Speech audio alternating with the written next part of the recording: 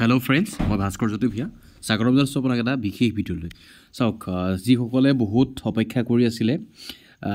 আমাৰ যিটো চিচি আছে এপিএসসি চিচি 2024 যিটো নটিফিকেশ্যন, মানে ইয়াৰ 25 চনলৈ আমি অপেক্ষা কৰি আছোঁ। আমাৰ যি আয়োগ আছে, আয়োগ এবছৰ পিছ পৰি আছে। গতিকে তেওঁলোকৰ যি 24 চনৰ আমাৰ মানে নটিফিকেশ্যন আছিলে লোকসেৱা আয়োগৰ, সেয়া কেতিয়া পাব আৰু সকলো উৎকণ্ঠাৰ অৱসান ঘটায় এতিয়া আজি 23 মাৰ্চ তাৰিখে আমাৰ কমিশ্যনে আমাক হেৰি দিছে, কি কয় নটিফিকেশ্যনটো আউট কৰি দিছে। এইখন দেখিব পাইছে, আপোনালোকৰ সন্মুখত লৈ আহিছোঁ নটিফিকেশ্যন। এতিয়া চাব কিমান পোষ্ট আছে, কি কথা আমি ডিটেইলছত আলোচনা কৰিম, আৰু শেষৰ ফালে আৰু এটা এনাউন্সমেণ্ট আছে, সেইটো কথাও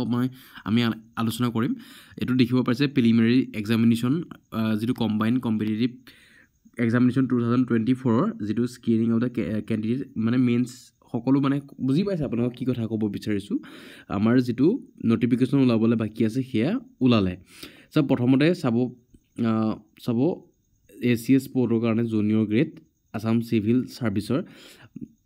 কেটেগৰী ৱাইজ আছে, ভাগ আছে। গতিকে অ'পেন কেটেগৰীত 24টা আছে, তাত ৰিজাৰ্ভেশ্যন আছে ফিমেলৰ কাৰণে 7টা, OBC কাৰণে 13টা আছে, তেনেকৈ ST এনেকৈ আছে, SCP হিলছ এনেকৈ আছে। গোটেইখিনি মিলাই টোটেল পদ আছে 45টা পদ আছে ACSৰ কাৰণে, আৰু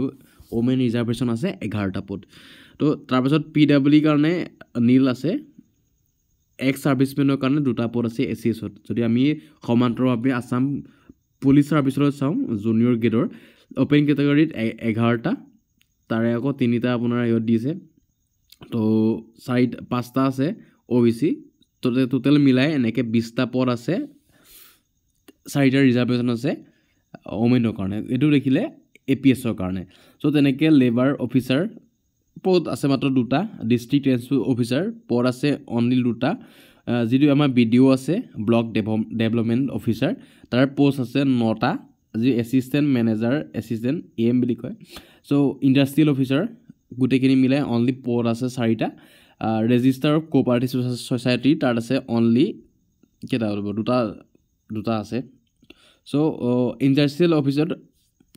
ক্ষমা কৰিব, আগৰ যিটো পদ আছে তাত 23টা পদ আছিলে, তাৰপাছত 2টা পদ আছে এইটোৰ কোঅপাৰেটিভ ছ'চাইটিৰ। যিটো ফাইনেন্স ছাৰ্ভিচ জুনিয়ৰ গ্ৰেড 2 আছে, তাত 26টা পদ আৰু 5টা ওমেন ৰিজাৰ্ভেশ্যন আছে। এনেকৈ গোটেইখিনি পদ আছে। যেনেকৈ দেখিব পৰা টেক্স 10টা পদ আছে, ইনস্পেক্টৰ অফ লেবাৰৰ কাৰণে 10টা পদ, আৰু যিটো ইনস্পেক্টৰ অফ টেক্সেছ তাৰ কাৰণে 51টা পদ, অলপ বেছি পদে আছে দেখিব পাইছে। গোটেইখিনি মিলালোঁ। চ' টোটেল আমাৰ যিমানটা আছে সিমানটা পদৰ ভিতৰত মানে 262টা পদ মুকলি হৈছে এইবাৰ। অৰ্থাৎ ক'বলৈ গ'লে অসম লোকসেৱা আয়োগ 2024 চনৰ কম্বাইণ্ড কম্পিটিটিভ এক্সামৰ তাৰ 262 পোষ্টৰ কাৰণে নটিফিকেশ্যন আউট হৈছে। চ' এতিয়া ইয়াতে কেণ্ডিডেট ফৰ এনচিয়ৰ কি এলিজিবিলিটি ক্ৰাইটেৰিয়া তেওঁলোকে কমপ্লিট কৰিব লাগিব, সেইখিনি কথা দিছে। চ' এপ্লাই দিয়াৰ আগতে যিটো আমাৰ প্ৰিলিমিনাৰী ষ্টেজ 1 আছে, মানে য'ত এক্সাম হ'ব, তাৰ চেণ্টাৰকেইটা মেনশ্যন কৰি দিছে। আমিনগাঁও, বৰপেটা, বঙাইগাঁও, বিশ্বনাথ চাৰিআলি, ধেমাজি, ধুবুৰী, এনেকৈ গোটেইখিনি ইয়াত যেটা নৰ্থ লখিমপুৰ সকলো মিলাক ইয়াত দি দিছে ডিটেইলছত। চ' যিটো মেইনছৰ এক্সাম চেণ্টাৰ হ'ব, আগতে যেতিয়া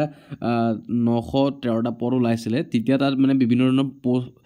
বেলেগ চেণ্টাৰ দিছিলে গুৱাহাটীৰ বাহিৰে, কিন্তু এতিয়া মানে অলপ পোষ্ট কম আছে আৰু ডিপেণ্ড কৰিব কেণ্ডিডেটৰ ওপৰত সকলোখিনি। চ' সিমানটো মানে গুৱাহাটীতে চেণ্টাৰ হ'ব মেইনছৰ কাৰণে। চ' যিটো আমাৰ আপোনালোকে যিখন থাম্বনেইলত দেখিব পাইছিলে, যিটো আমাৰ এক্সাম ডেট আছিলে 1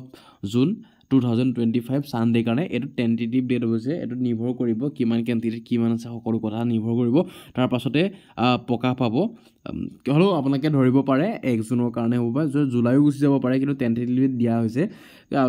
যিমানো ডেট পায় আমাৰ কাৰণে ভাল বা আপোনালোকৰ ভাল, গতিকে টেণ্টেটিভ ডেট ভাবি লওক 1 জুনতে পৰীক্ষাটো হ'ব পাৰেগৈ। চ' ইয়াতে আমাৰ গ্ৰেড পে কিমান কি কথা আছে সকলোৱে এলাউন্স দি দিছে। যিটো ACSৰ কাৰণে গ্ৰেড 4 পে বেণ্ড 4 আছে, পে বেণ্ড 4 আছে, পে স্কেল 30,000 আছে, এনেকৈ গোটেইখিনি মিলাই গ্ৰেড পে 13,300 এনেকৈ। APS আৰু ACSৰ সমানে হয়। তাৰপিছত এনেকৈ গোটেইখিনি আছে, আপোনালোকে চাই ল'ব যিমানটো প্ৰয়োজন হয়। আপোনালোকে এইটো APSC নটিফিকেশ্যন অফিচিয়েল ৱেবছাইটত গৈ নিজে ডাউনলোড কৰি চাব পাৰিব হাউ টু এপ্লাই। চ' 28 মাৰ্চৰ পৰা 29 এপ্ৰিলৰ তাৰিখৰ ভিতৰত আমি এপ্লাই শেষ কৰিব লাগিব আৰু এইখিনি থাকিব গোটেইখিনি কথা 1 তাৰিখে গম পাইছে পৰীক্ষাটো হ'ব বুলি কোৱা হৈছে গোটেইখিনি কথা 29 তাৰিখে লাষ্ট ডেট আছে লাষ্ট ডেটৰ আগতে আপোনালোকে কৰি ল'ব PWD যিসকল নিজৰ হেৰি আছে চাৰ্টিফিকেট আছে PWD তেওঁলোকৰ মতে এপ্লাই কৰিব পাৰিব আৰু যিসকল ফাইনেল এক্সামৰ হেৰিত আছে তেওঁলোকেও দিব পাৰিব অৰ্থাৎ APSC যিখন 6 সেমিষ্টাৰত আছে বয়স হ'ল 21 ইয়াৰ্ছ লোৱেষ্ট যিটো এজ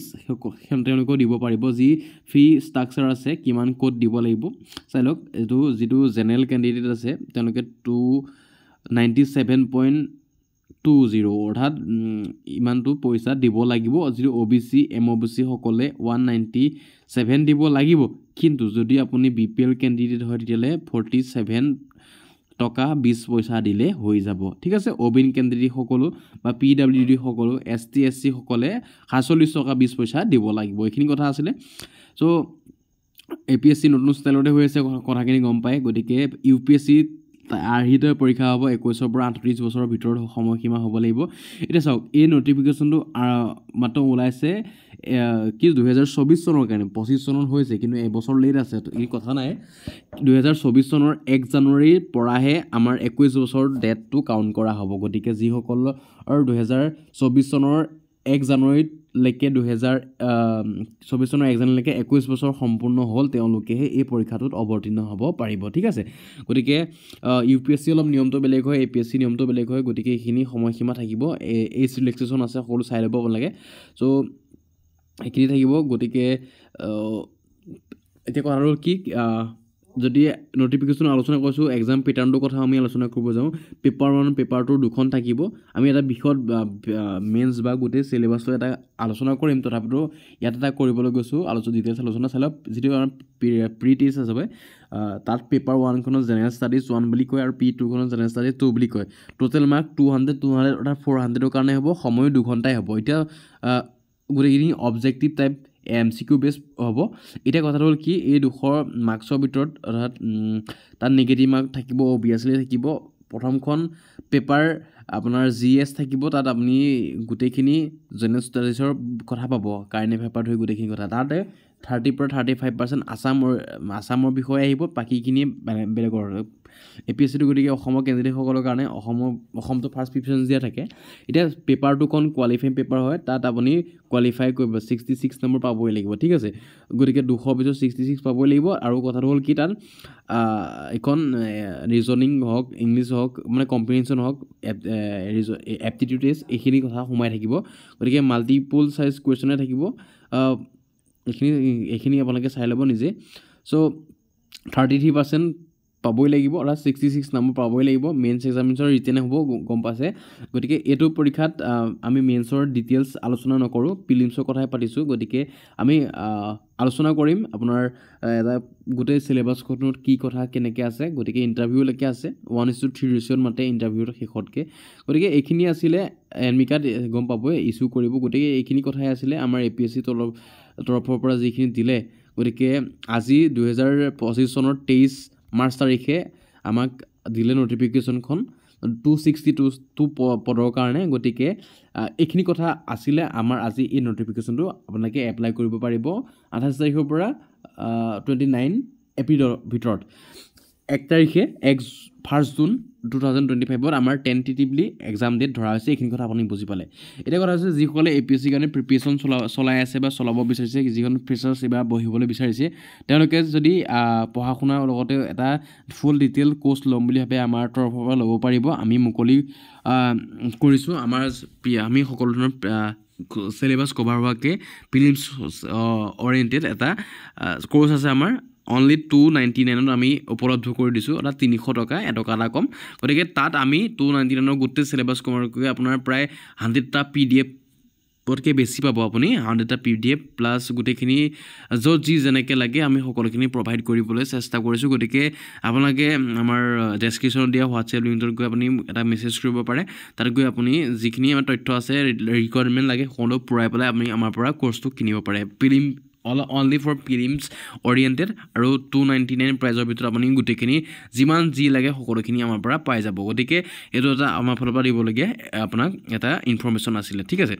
গতিকে আপুনি এপ্লাই কৰক ষ্টাৰ্ট কৰক গতিকে অসম লোকসেৱা আয়োগৰ